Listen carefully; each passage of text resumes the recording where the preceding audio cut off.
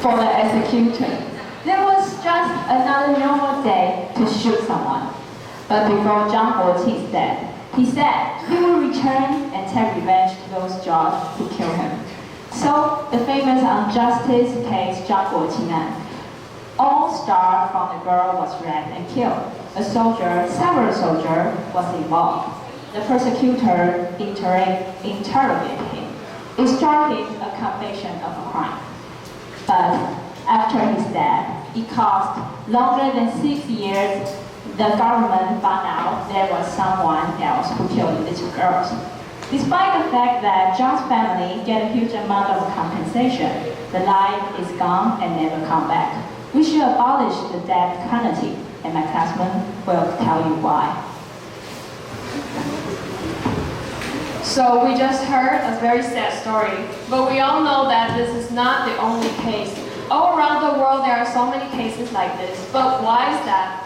Well, we lead to 3 arguments that our group mates come up with. The first one, misjudgment. Second one, irreversible. And the third one, we consider it is an ineffective way. So, misjudgment. Well, we all have a very high standard, an ideal standard for the judicial system.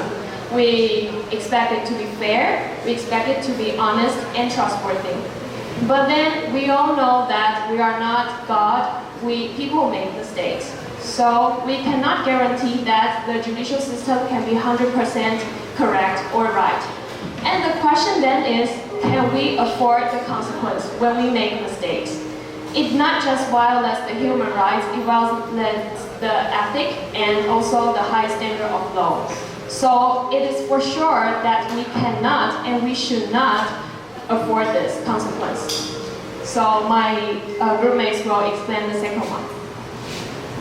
So the second reason why we should ban the death penalty is because the death penalty is irreversible.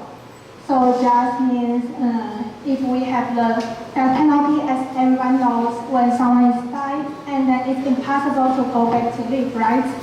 So I think it is better to have the reversible penalty. So what is the reversible penalty? Well, it's just like something that you let criminal to go to the prison or they need to pay the fine.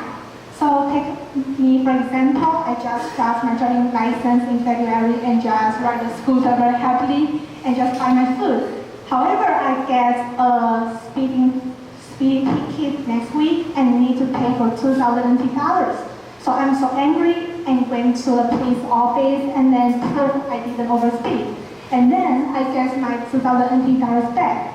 So it is something called a reversible penalty because the penalty can be cancelled. So however, in the case we just talked the story of Zhang Guoqing, well, although the judge thinks this is a misjudgment, however, she cannot cancel the penalty because Zhang Guoqing is already dead and it is irreversible. So it is why the second reason why the penalty should be banned. And the third reason Taiwan abolished death penalty is because it's ineffective. It doesn't help decreasing murdering. Let me take US as an example. On the right-hand side, these are the 17 states in the US that have abolished death penalty already. And the murder rate in these states are 4 people among every 100,000 people. In contrast, in those countries that still execute death penalty have higher murder rate than the previous ones. So it's clear that the states have abolished death penalty has lowered murder rate. If this is still not persuasive enough to you, let me give you another report. According to The Guardian, it states that the lowest murder rate country in the world are Iceland, Morocco, and the Republic of Palau, which they have all in common is one thing. They all abolished death penalty.